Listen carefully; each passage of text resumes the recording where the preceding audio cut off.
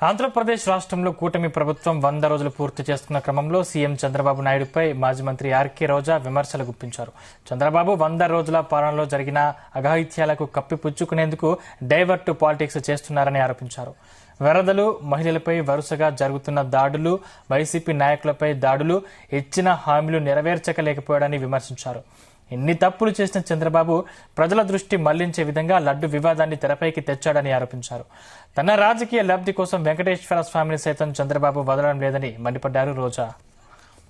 100 రోజుల పరిపాలనలో వరదలు, ఆడపిల్లల మీద రేపులు, వైఎస్ఆర్సీపీ వాళ్ళని మర్డర్ చేయడం, నరికి చంపడం, వాళ్ళ మీద తప్పుడు కేసులు పెట్టి ప్రజలకు ఇచ్చిన ఏ హామీ నెరవేర్చలేదు. కాబట్టి ప్రజల్లో తనకొస్తున్న చెడ్డ పేరుని డైవర్ట్ చేయడానికి డైవర్షన్ పాలిటిక్స్ లో ఈ రోజు వెంకటేశ్వర స్వామిని కూడా చంద్రబాబు నాయుడు గారు వదలలేదనేది మనకు స్పష్టంగా కనిపిస్తోంది.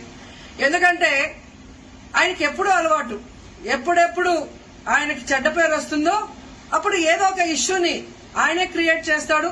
దాన్ని తన వర్గీయులతో పబ్లిసిటీ చేయటం, దాని మీద డిస్కషన్లు చేసి ఎదుటి వాళ్ళ మీద నిందలు వేయటం ఆయనకు అలవాటే. కానీ ఈ రోజు మీరు చూస్తే సాక్షాత్తు టీటీడీలో తిరుమల లడ్డూ మీద ఇంత దిగజారుడుతనంగా చంద్రబాబు నాయుడు గారు మాట్లాడతారని ఎవరు ఎక్స్పెక్ట్ చేయలేదు. ఈ రోజు ఆయన మాట్లాడాక ప్రతి ఒక్కరు కూడా చీకొట్టడం మనం గమనిస్తూనే ఉన్నాం. ఎందుకంటే సాక్షాత్తు చంద్రబాబు నాయుడు గారి కొడుకే చెప్పాడు టీటీడీలో ముఖ్యమంత్రికి ఎటువంటి సంబంధం ఉండదు అని.